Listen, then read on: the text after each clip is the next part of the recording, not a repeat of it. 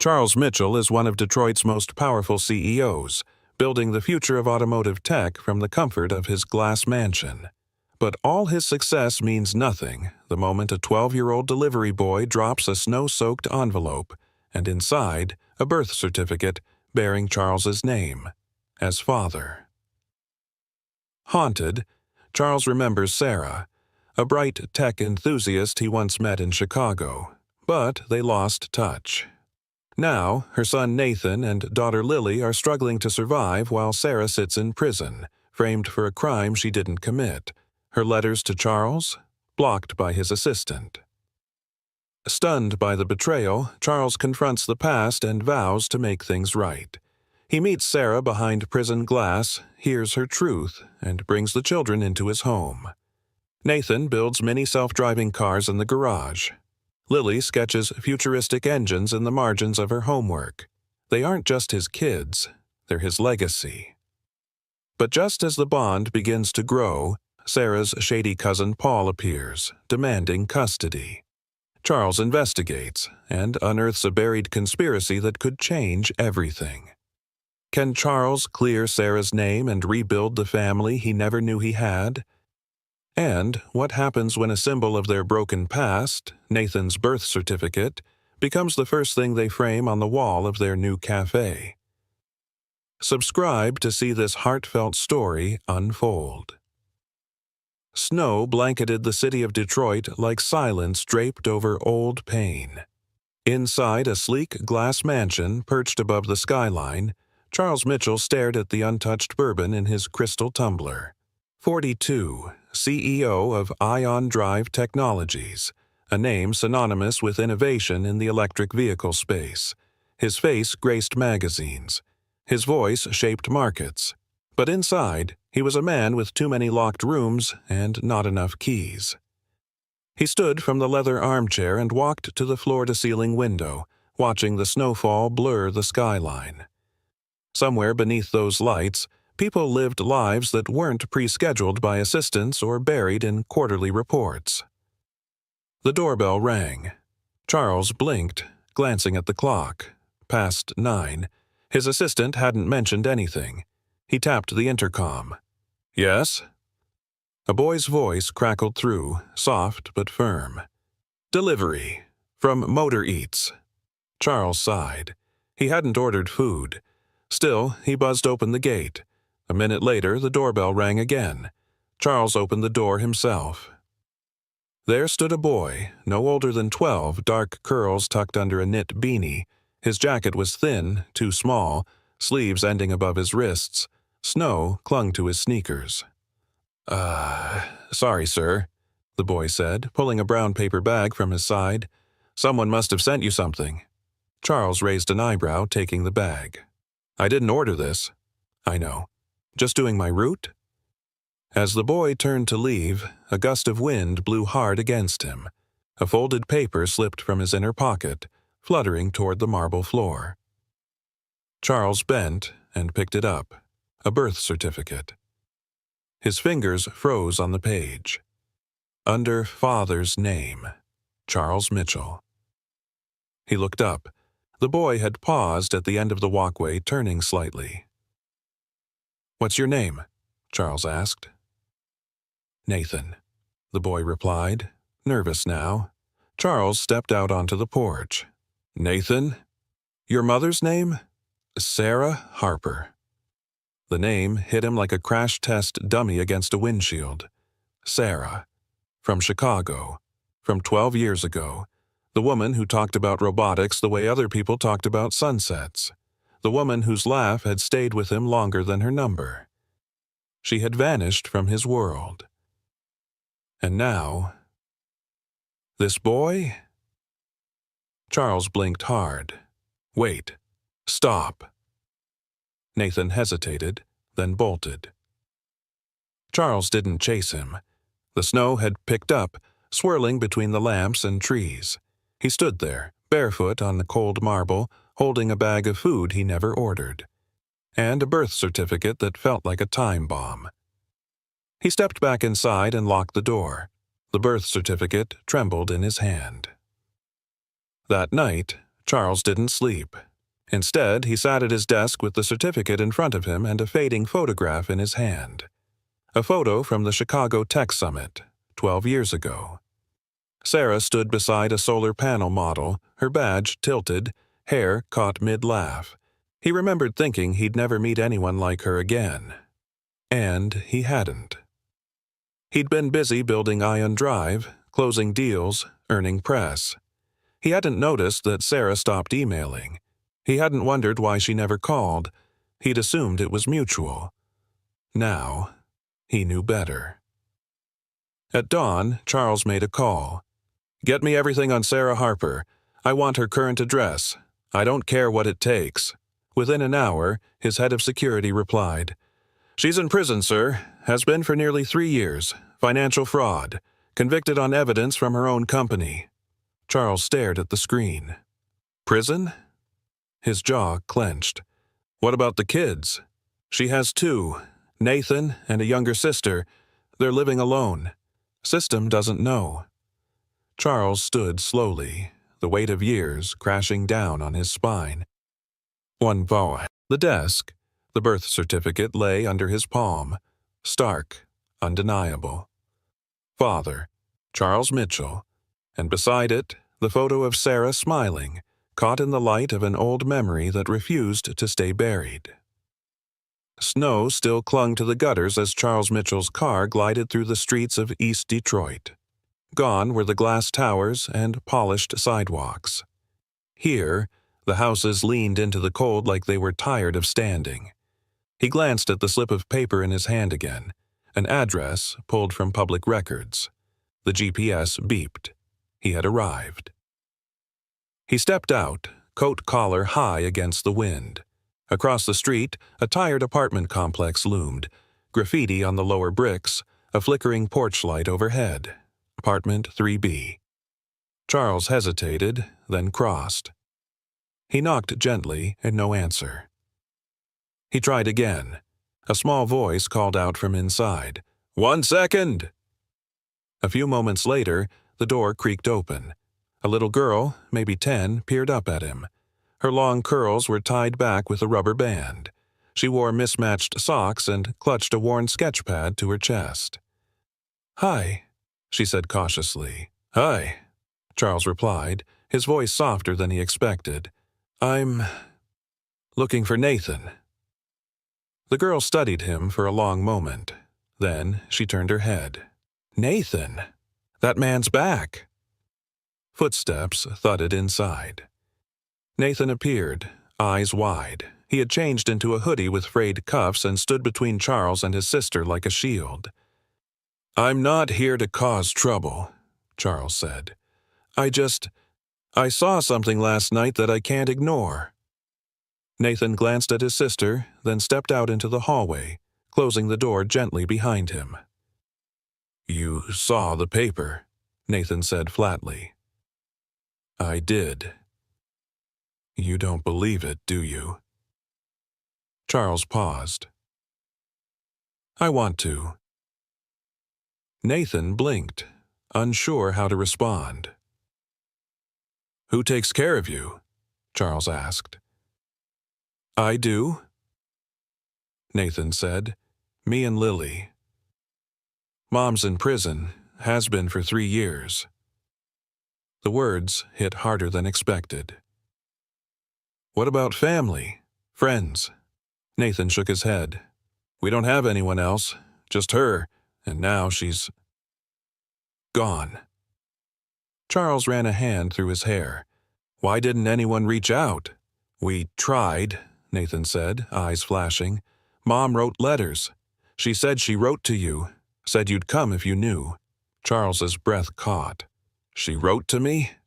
Nathan nodded, over and over. Something in Charles snapped. All those years he had wondered why Sarah never called, why she never reached out again, and now this boy, this child, was standing in front of him telling him the truth his assistant never did. She was framed, wasn't she? Nathan's shoulders fell. She didn't steal anything. She worked for a startup. They blamed her when money went missing, but she's not like that. She never would. Charles knelt slightly to meet his eyes. You believe her? Nathan didn't flinch. With everything I have. Charles nodded slowly. Then his eyes fell on the sketchpad clutched in Lily's hand through the door's narrow glass pane. What's she drawing? Nathan hesitated. Cars. She's always drawing cars. It's her thing. May I see? Nathan opened the door an inch. Lily looked nervous but held up the page. A sleek concept car filled the sheet, wheels glowing, lines sharp and fluid like something out of the future. Charles smiled. She's talented. Nathan nodded. She wants to work with real cars someday. Design them, like Mom used to. Charles stood slowly. And you? I build stuff. I like figuring out how things work. Engines, chips, sensors. That was all Charles needed to hear. I want you and your sister to come with me, just for a few days. You'll be safe, warm, fed. Nathan stared. Why would you do that? Charles reached into his coat pocket and pulled out the birth certificate, its edges still bent from the night before.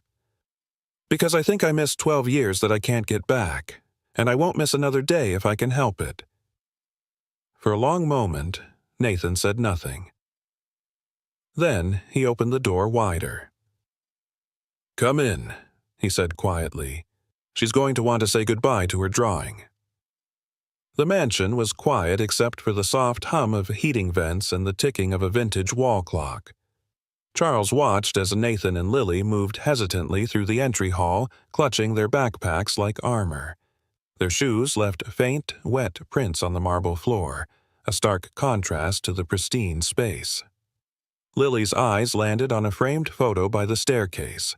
Charles standing beside a concept car, arms folded, smiling, powerful. She whispered, That looks like Nathan's drawing. Charles turned. Really? Nathan didn't speak. He looked uneasy, like he wasn't sure if he was stepping into safety or something more dangerous than the streets. I had breakfast set up in the kitchen, Charles said. You're probably starving.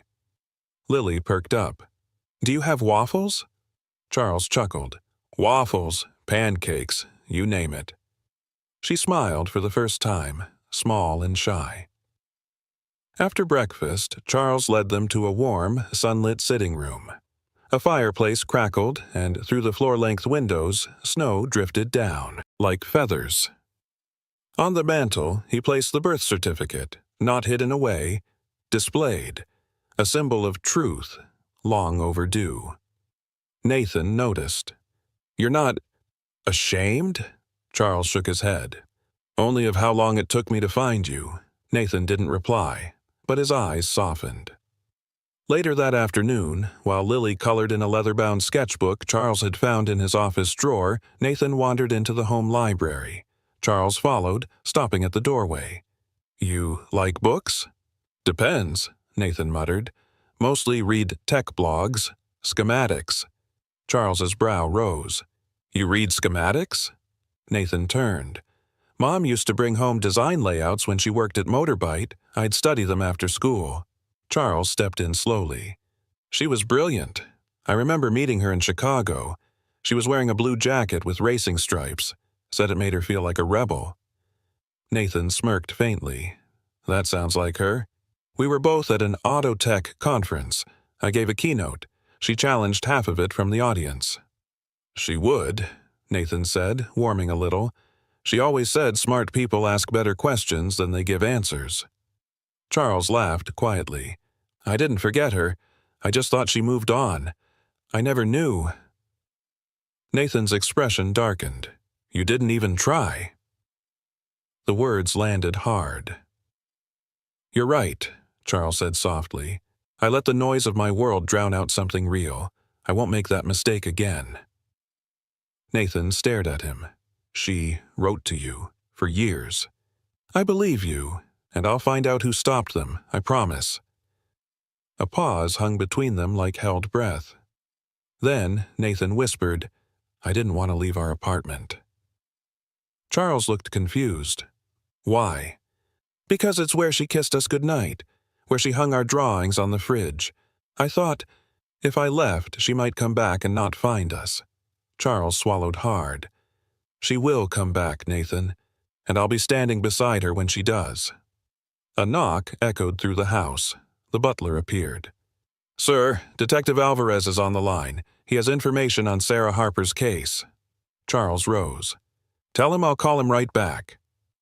Back in the kitchen, Lily had drawn a small card, a sketch of a woman in a prison uniform holding hands with two kids, smiling through the bars.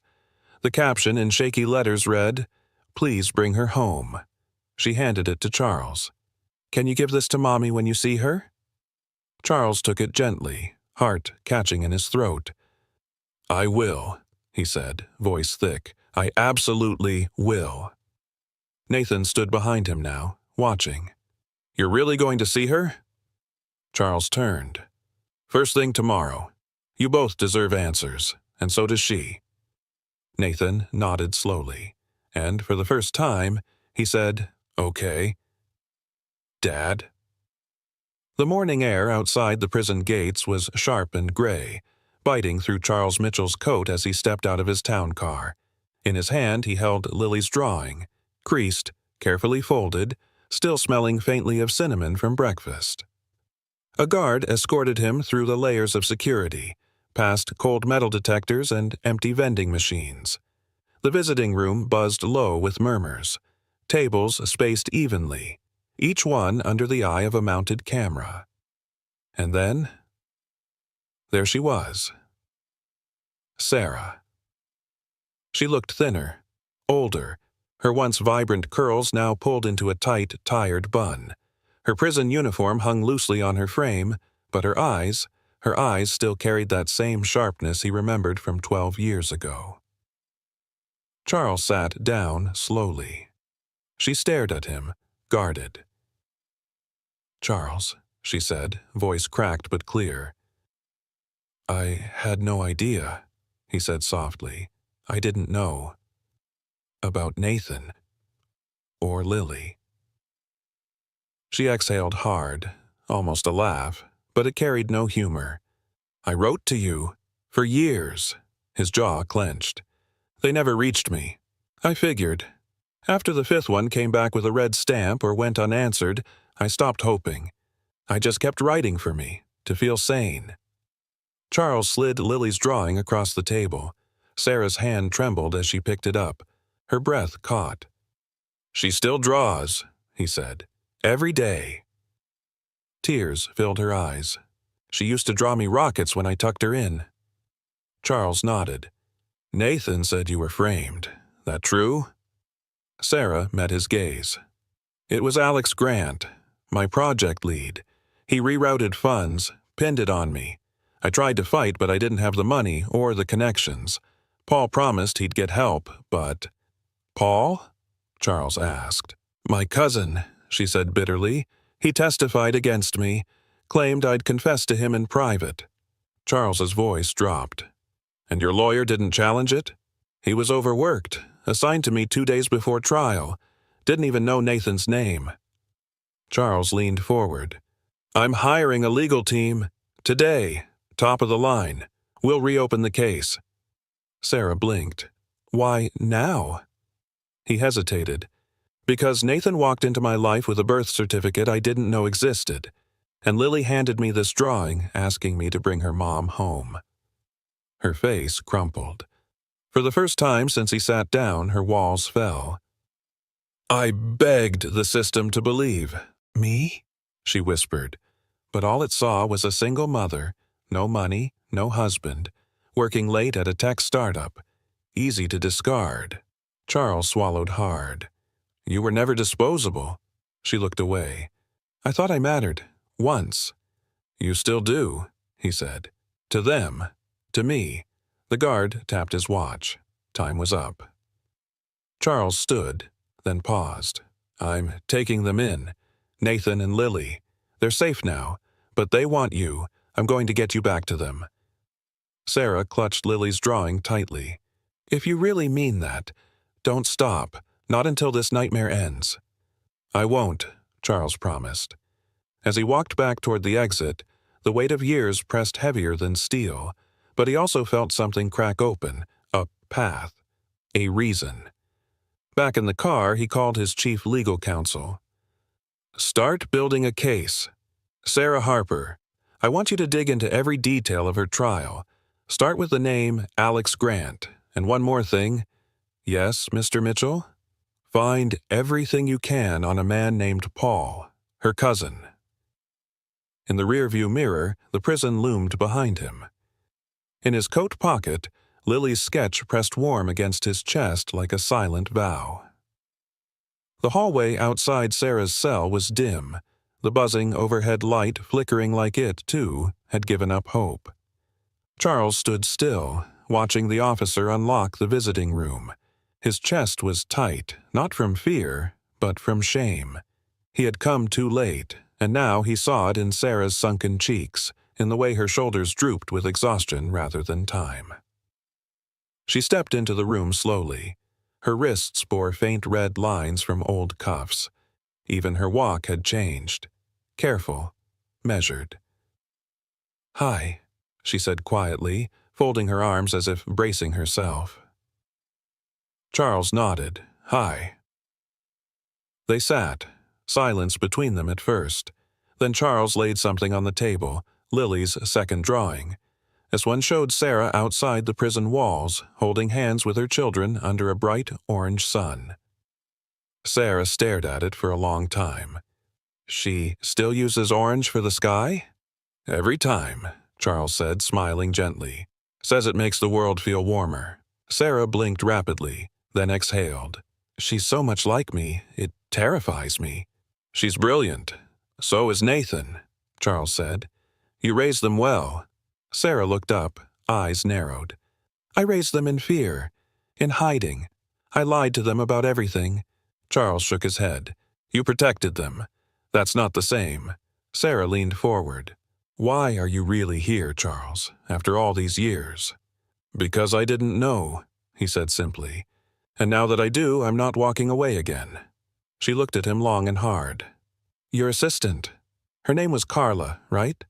He nodded. "I left messages, sent certified letters, even tried delivering them to your office myself. She told me you didn't want anything to do with me, that you were engaged, that I was making things up to get money." Charles's eyes went wide. "She said what?" Sarah's voice cracked. "She said you laughed when you saw the first letter, told her to block everything from me." Charles leaned back in his chair, his face pale. "That never happened. I swear it, Sarah." "I didn't believe her," Sarah whispered. "Not at first, but as the years passed, you never came. I thought maybe she was right. Maybe I didn't matter." Charles clenched his fists. "You mattered. You still do." A pause hung heavy between them. "I've already started working with a legal team," he said. "They're reviewing every page of your case file. I want you out of here." She looked down. "It's not just about me. It's about the kids. I've missed everything. Lily's drawings, Nathan's voice changing, school projects, birthday candles." He reached into his coat and pulled out a small, folded paper, Nathan's science fair flyer. Crumpled, corner torn, but proudly labeled with Nathan's name in bold. "He built a solar-powered car prototype," Charles said. "He wanted to call it the Harper one." Tears welled in her eyes. "I didn't deserve him naming anything after me." "You earned it," Charles said softly. "You fought alone. Now you don't have to." She wiped her eyes with the back of her hand. "What happens next?" "You come home," he said. "I'll fight for you, for them, until your name is cleared." Another guard entered, signaling time was up. Sarah stood, hugging the drawing to her chest. "Tell them I love them." Charles stood too. "You'll tell them yourself. Soon." She turned to leave, then stopped. "Hey, Charles?" He looked at her. "When I saw you walk in, I thought maybe it was a dream." He smiled. "Then I hope you don't wake up. Not yet." And, as the door closed behind her, the drawing stayed pressed to her heart, orange sun and all. The sun was setting over Detroit, casting long amber streaks across Charles's office as he stood by the window, phone pressed to his ear. "Are you absolutely certain?" he asked. On the other end, his head of security answered firmly. "Carla Morgan, your former assistant, blocked over 20 letters. We pulled internal mail logs from 5 years ago. Her name's all over them." Charles's grip on the phone tightened. "She told Sarah I laughed at the letters, that I didn't care." "I know," the man said. "And worse, she was being paid." Charles turned. "Paid? By whom?" "We traced several deposits to Carla's account, monthly, consistent, all from a holding company connected to Alex Grant." Charles closed his eyes. Of course. Alex, the same colleague who had accused Sarah of financial fraud, the same man who walked away from the scandal unscathed. "Thank you," Charles said grimly. "Send everything to my legal team." He ended the call and turned to his desk. There, Nathan's flyer still sat. Harper One, a solar car for the future. But Charles couldn't shake the image of Sarah's face in that cold prison light, her voice cracking as she said, "I didn't matter." He stepped out of his office and found Nathan in the garage, hunched over a workbench. Tools were scattered everywhere. A small car frame sat in the center, wires curling out like vines. "You've been busy," Charles said. Nathan looked up. "It's version 4. This one has regenerative braking." Charles knelt beside him. "You named it after your mom." "Yeah." Nathan hesitated.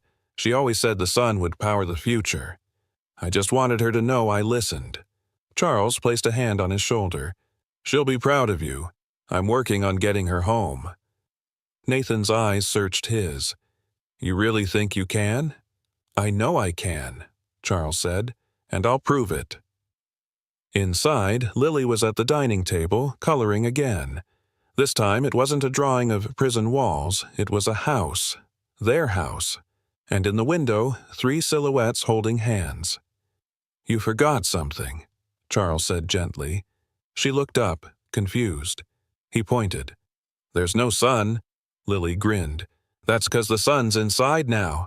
Charles smiled, heart tugging. He tucked the picture into his coat pocket without a word. That night, Charles made one last call. "Carla," he said when she picked up. "It's Charles." She was quiet for a moment. "I figured this day would come. I trusted you. I did what I thought was best for you. No, you did what was easiest for yourself. Sarah didn't deserve what you did to her." "She was going to ruin you," Carla said sharply. "You were on the verge of going public. A scandal like that," Charles interrupted. "She was the mother of my children. And you silenced her." A pause. "Do what you have to," she finally said. "I don't care anymore." Charles hung up. He walked to Nathan's room and knocked gently. Nathan was sitting by the window, car model in his lap. "Hey," Charles said. "Can't sleep?" Charles sat on the edge of the bed. "Me neither." Nathan looked down. "You're really angry, huh?" "I am," Charles admitted, "but I'm also focused. Sarah trusted the system, and it failed her. I won't." Nathan nodded slowly. "I used to think maybe you were a bad guy, someone who abandoned us. And now? I think maybe you just didn't know." Charles put an arm around him. "That's still on me, but I'm here now, and I'm staying." Nathan leaned his head against his father's shoulder. Outside, the city lights blinked like distant stars. Inside, the picture in Charles's coat pocket glowed faintly with color. 3 figures and a sun still waiting to rise. The morning sun poured through the tall windows of the dining room as Lily spread jam across a slice of toast with all the focus of an artist detailing a masterpiece. Nathan sat across from her, hunched over a tablet, sketching wiring diagrams for his latest car model. Charles watched them from the doorway, coffee in hand, a quiet ache in his chest. He'd missed so much. But today, he was changing that. "Kids," he said gently, stepping into the room, "I have something important to ask you." Lily looked up first. "Is it about Mommy?" He nodded. "Yes, but it's also about us. I want you both to stay here, not just for now, for good. I'd like to be your guardian while we work to bring your mom home." Nathan set the tablet down slowly. "You mean live here? With you?" Charles nodded again. "You'll have your own rooms, your own space. School, meals, everything taken care of, but only if you want to. This isn't about control, it's about choice." Lily looked at Nathan, eyes wide. "We could stay together?" Nathan looked at Charles. "You're not going to send us away if Mom doesn't get out?" "Never," Charles said firmly. "You're my children. That doesn't change with paperwork." Lily stood and walked around the table, wrapping her arms around his waist. "Then yes." Charles crouched and hugged her tight. Nathan said nothing for a moment, then quietly added, "Okay, but I still want to build stuff." Charles grinned. "I was hoping you would." That afternoon, Charles met with his legal team. Papers were signed, petitions filed, emergency custody granted. By nightfall, Nathan and Lily were no longer living in limbo. They were Mitchells, in name, in heart, if not yet by law. Later, Charles led them into a newly cleared room down the hall. Tables lined with tools, laptops humming, shelves waiting to be filled. He'd had the space converted in a day. Nathan gasped. "Is this for us?" Charles gestured to the large whiteboard mounted on the far wall. "Your lab, your ideas, your future." Lily walked in slow circles, fingertips grazing the metal cabinets. "I've never had a room that felt like a dream before." "You do now," Charles said softly. Nathan opened a drawer and pulled out a small model chassis. "I can build the Harper one here?" "With better tools," Charles said, "and no one telling you it's a waste of time." Lily pointed to an empty space on the back wall. "Can we put up Mom's drawing?" "Absolutely," Charles said. "It'll be the heart of the room." They smiled. But just as the warmth began to settle, the intercom buzzed. Charles walked over and answered. "Sir, there's someone at the gate. Says his name is Paul Harper. He claims to be family." Charles's jaw tensed.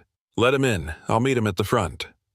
Minutes later, the heavy oak door creaked open and Paul stepped inside. Tall, trim beard, designer coat, polished shoes, and a smirk that didn't match his words. "Charles," Paul said, extending his hand, "we need to talk about custody." Charles didn't shake. "The children are safe here." Paul's eyes flicked around the marble entryway. "I'm sure, but I have legal ties to Sarah, family blood. I can't let you just scoop them up like a tech acquisition." "I'm not scooping anyone," Charles said. "I'm protecting them." Paul smiled thinly. "Courts may see it differently, especially with your financial interest. Headlines like CEO claims struggling kids after 12 years don't play well." Charles narrowed his eyes. "You're not doing this for them. You're doing it for leverage." Paul shrugged. "Or maybe I just don't trust the man who disappeared when they needed him most." "You had your chance," Charles said, "and you used it to testify against their mother." Paul's smirk faded. "This isn't over," he said. "No," Charles replied, "but it's only just begun." From upstairs, a quiet sound echoed, the turning of gears in a child's hands.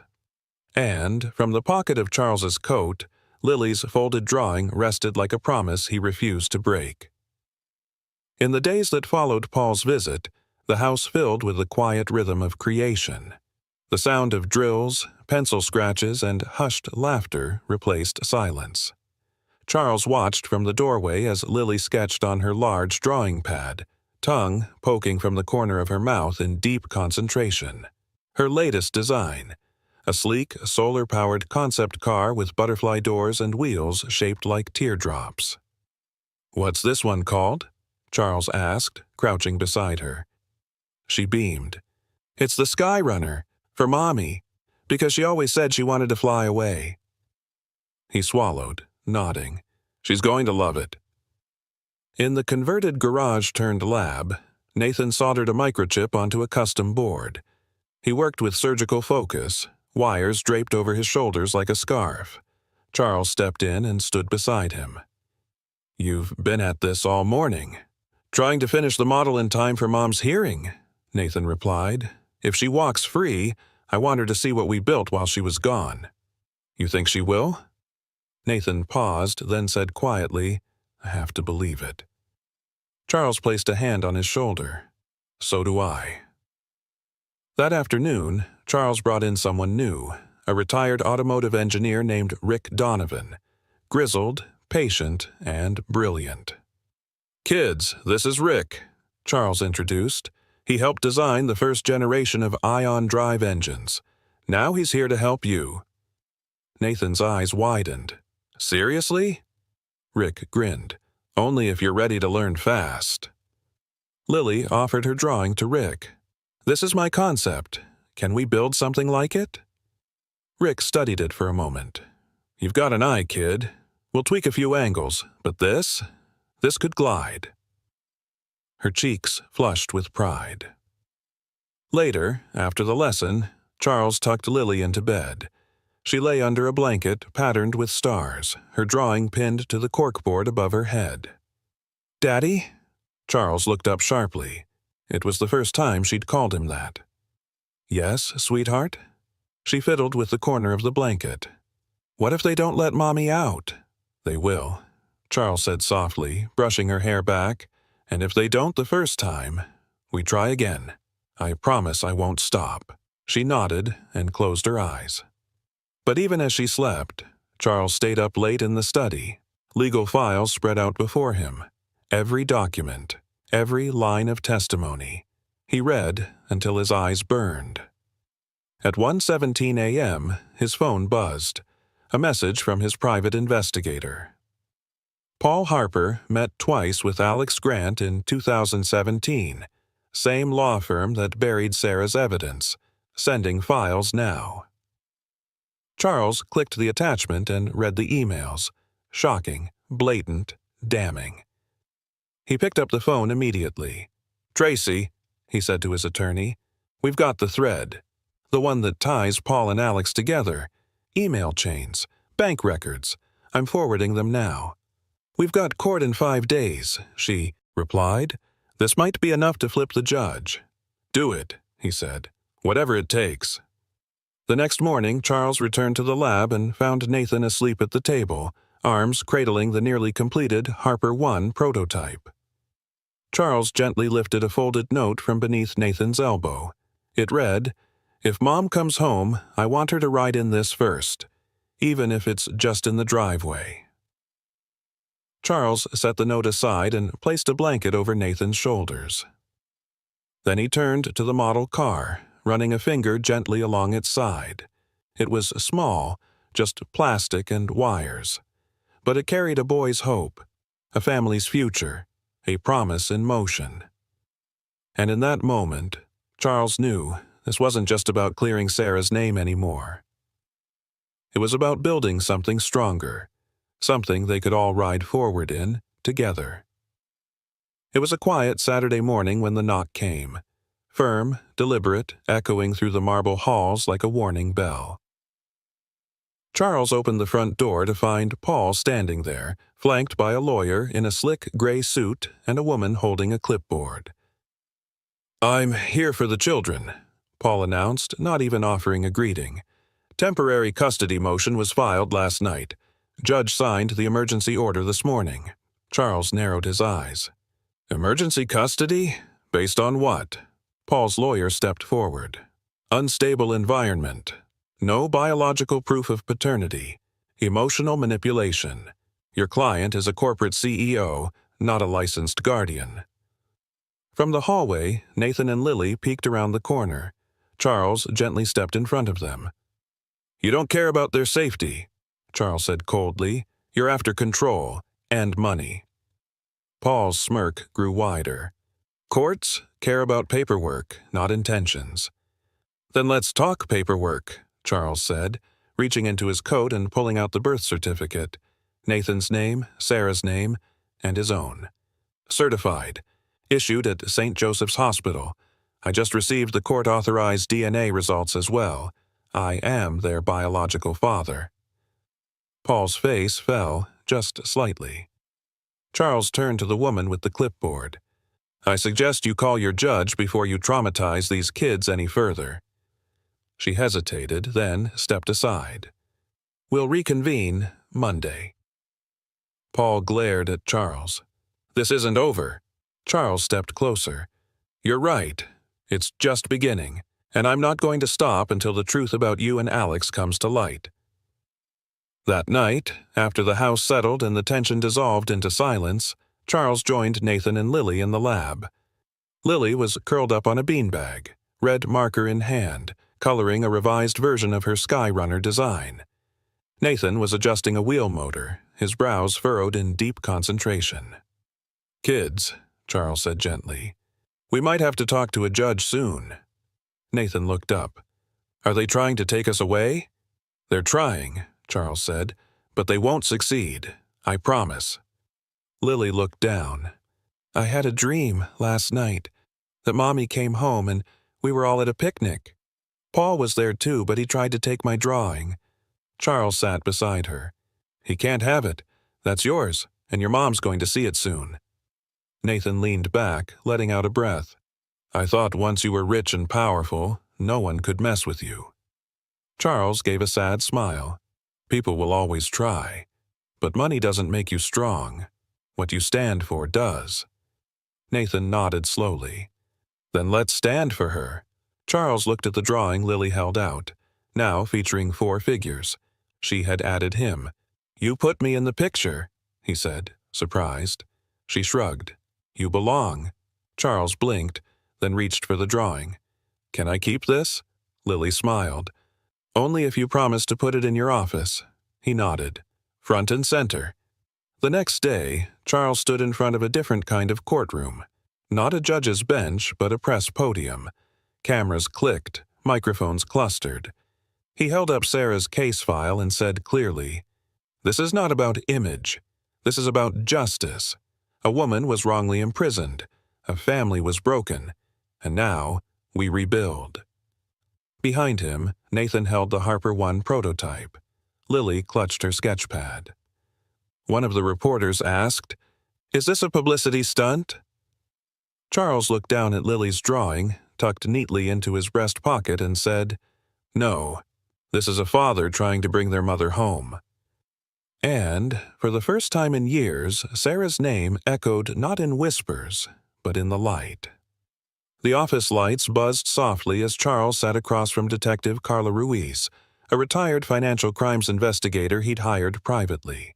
Stacks of folders lay between them, each one thicker than the last. "We traced Paul's payments," Carla said, tapping a file. "Multiple wire transfers from a shell account owned by Alex Grant's cousin. Paul used the funds to pay off personal debts, credit cards, a new apartment, even a down payment on a boat." Charles exhaled, his fists clenched on the table. "So he was bought off to testify against Sarah." "And that's not all," Carla continued. "Alex's name came up in a memo buried in Sarah's old email backup.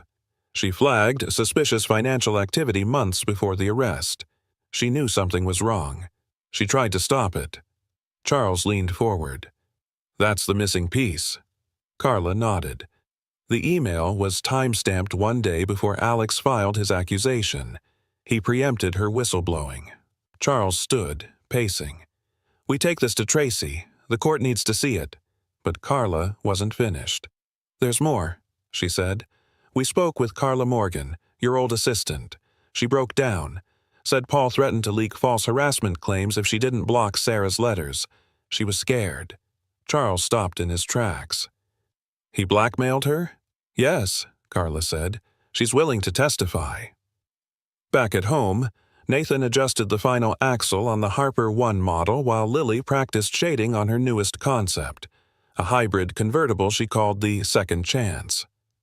Charles entered the lab, clutching the folder of fresh evidence. Nathan looked up. "Any news?" Charles crouched beside him. "We have what we need to prove your mom was framed. The man who accused her and the cousin who claimed to protect you, they worked together." Nathan's face hardened. "Can we tell the judge?" "We will," Charles said. Your mom deserves the truth to finally be heard." Lily walked over and handed him her latest drawing. "This one's for the courtroom. Maybe if they see it, they'll believe she's more than just a case file." Charles smiled softly. "I'll make sure the judge sees it first." That Monday, Courtroom 3 in downtown Detroit buzzed with reporters, attorneys, and uneasy whispers. Charles sat at the front, Lily's sketch folded carefully in his inside pocket. Nathan sat beside him, fingers gripping the edge of the bench. Then Sarah entered, escorted by 2 guards in plain clothes. She wore a soft blue dress, hair pulled back, eyes sharp despite the fatigue. When she saw her children, her lips trembled, but she held firm. Judge Whitaker took the bench, gravelly voice filling the room. "Let's proceed with evidence review." Tracy, Charles's lead attorney, stepped forward. "Your Honor, we present financial records, sworn testimony, and digital correspondence proving a coordinated effort between Alex Grant and Paul Harper to frame Ms. Harper for a crime she tried to expose." Paul, seated 2 rows back, shifted nervously. Tracy continued. "Furthermore, we have a sworn statement from Ms. Carla Morgan, admitting she blocked vital correspondence from Ms. Harper to Mr. Mitchell under duress from Mr. Harper." The judge raised an eyebrow. "And the emails?" "Time-stamped and authenticated, Your Honor." Charles stood. "Permission to approach?" The judge nodded. Charles stepped forward, removing Lily's folded sketch and gently unfolding it onto the judge's desk. "She made this for today," he said. "It's not legal evidence, but it's the truth, drawn in the lines of a child who still believes her mother belongs at home." The judge studied the image. Sarah, Nathan, Lily, and Charles standing together, arms linked beneath a sun marked with the words, "Come home soon, Mommy." Court recessed in silence. As they stepped outside, Nathan grabbed Charles's hand. "Do you think she saw it?" Charles looked down at him, eyes full of fire. "She didn't just see it," he said. "She felt it." And, across the street, Paul slipped into a black car, unaware that his time in the shadows was about to end. Rain tapped steadily against the courthouse windows as the final day of hearings began. Sarah sat in her navy blouse beside her attorney, back straight, eyes forward. Across the aisle, Charles sat between Nathan and Lily. He gave Sarah a small nod. She returned it, barely, but it was there. Judge Whitaker entered the room. "Court is now in session." Tracy stepped forward, voice clear. "Your Honor, our final witness is Carla Morgan." Gasps echoed. Paul stiffened. Carla, Charles's former assistant, walked to the stand, hands trembling. She took the oath, eyes flicking briefly to Charles, then to Sarah. "I worked as Mr. Mitchell's assistant for 5 years," she began. "During that time, I intercepted and destroyed over 20 letters addressed to him, from Ms. Harper." The courtroom went silent. "Why?" the judge asked. Carla looked down. "Paul Harper told me Sarah was unstable and manipulative. He threatened to ruin my career if I didn't cooperate." "Was money involved?" Tracy asked. Carla hesitated, then nodded. "Yes, I received monthly payments from a third-party account tied to Alex Grant." "And these payments coincided with the suppression of Sarah's letters?" the judge pressed. "Yes." Tracy handed the judge a stack of documents. "All verified, Your Honor." Paul stood abruptly. "This is a setup."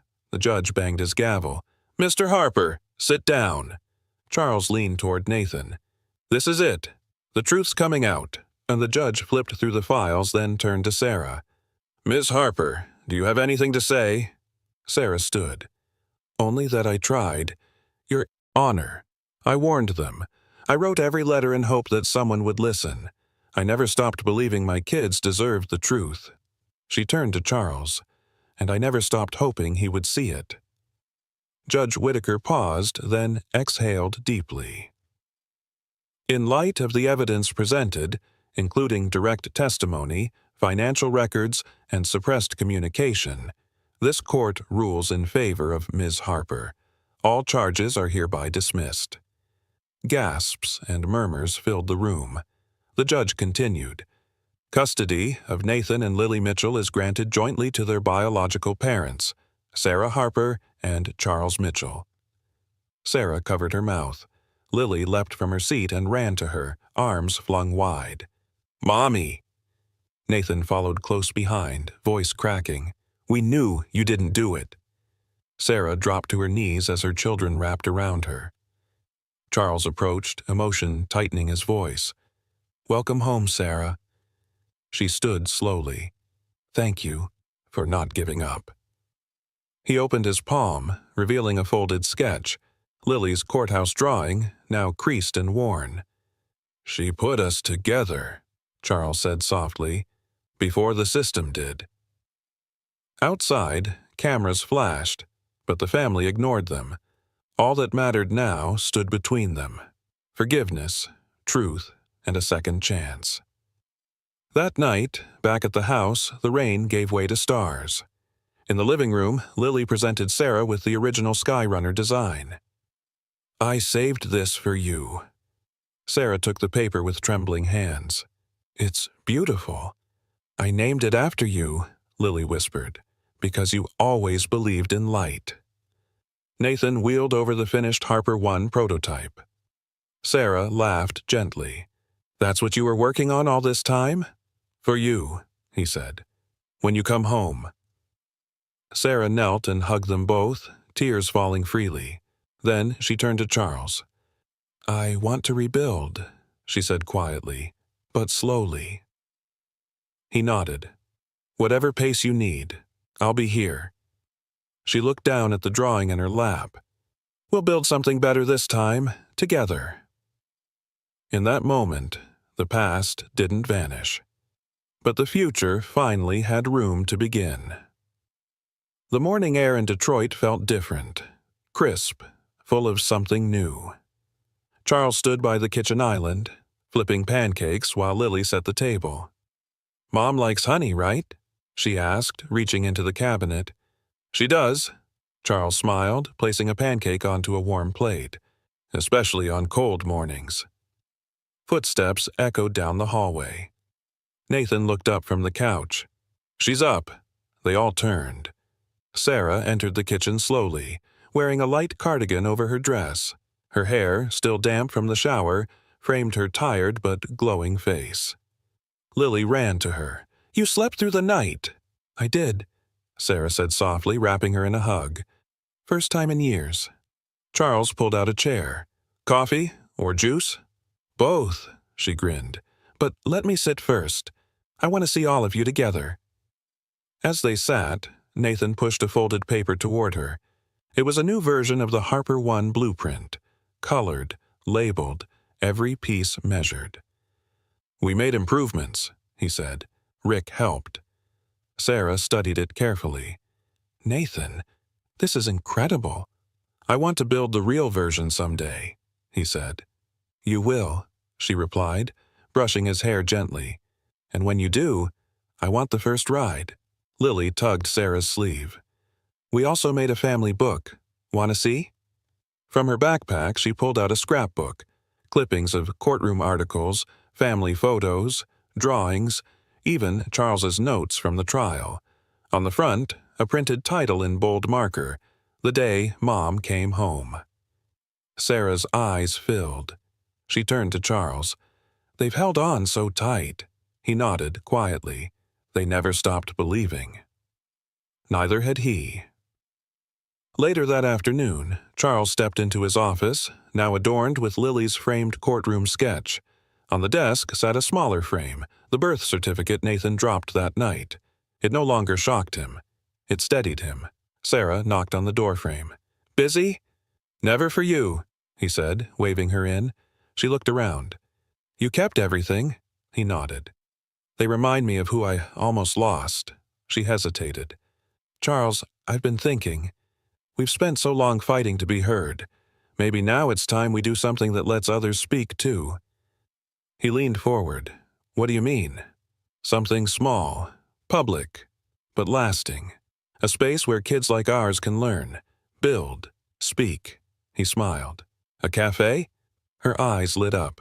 A car tech cafe, with a mini lab, a design wall, and Nathan's first model on display. Charles stood. We call it Drive and Dream. And the birth certificate?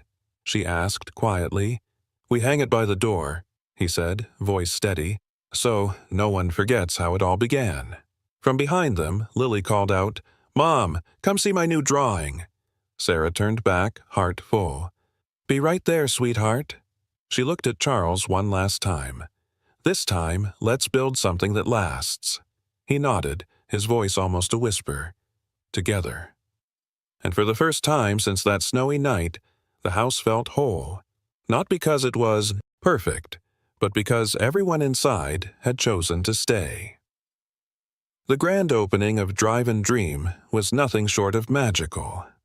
The once empty warehouse space on Detroit's east side had transformed into a vibrant hub of innovation and hope. Sunlight spilled through the floor-to-ceiling windows, lighting up walls adorned with futuristic car blueprints and colorful sketches by Lily. At the center stood Nathan's Harper One prototype, sleek and polished, resting proudly on a pedestal. A crowd gathered, buzzing with excitement. Families, engineers, community leaders, and curious neighbors. Charles watched Sarah cradle Lily's hand as Nathan shyly introduced the prototype to a group of eager children. Look what I made, Dad, Nathan beamed, his eyes sparkling with pride. Charles smiled, swallowing the lump in his throat. This moment was everything he'd fought for. Behind the welcome desk hung a large framed copy of Nathan's birth certificate, the same one that had started it all. It wasn't just paperwork anymore, it was a symbol of truth, resilience, and new beginnings. Sarah leaned close to Charles, voice soft. You did all this. We did this, Charles corrected. Together. Lily tugged her mother's sleeve.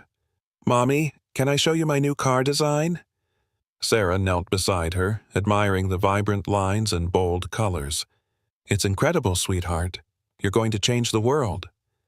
Outside, Paul Harper's bitter words felt like a distant memory, drowned out by laughter and music. The courtroom battles and dark secrets were behind them, for now. Charles stepped onto the small stage as the crowd quieted. He took a deep breath and spoke with steady warmth. Drive and Dream isn't just a cafe or a lab. It's a promise that no child should have to fight alone, that family can be rebuilt, even from the hardest places.